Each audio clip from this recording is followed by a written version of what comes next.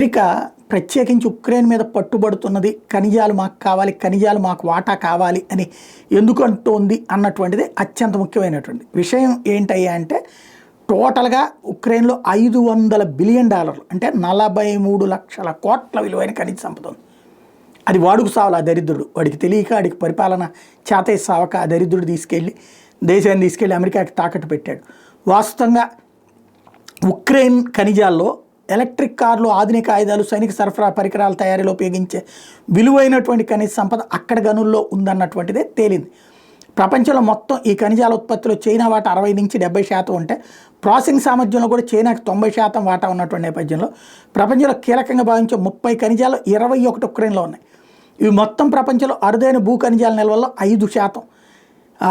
వీటిలో చాలా వరకు క్రిస్టలైన్ షీల్డ్ దక్షిణ ప్రాంతంలో ఉన్నాయి.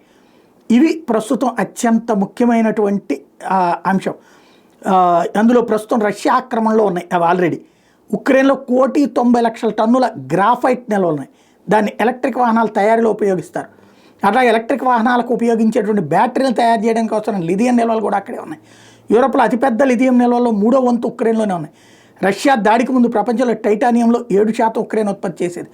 విమానాల నుంచి విద్యుత్ కేంద్రాల దాకా అంతటా టైటానియం ఉపయోగిస్తారు. వాటిల్లో అరుదైన భూ ఖనిజ నిల్వల్ని రష్యా స్వాధీనం చేసుకుంది. రష్యా దాదాపు $350 బిలియన్ విలువైన ఖనిజ వనరులు తన ఆధీనంలో తీసుకుంది. అటు చైనా ఇటు రష్యా చేతుల్లో ఉన్నటువంటి ఖనిజాలని తను తీసుకోవాలన్నది అమెరికా ప్రయత్నం.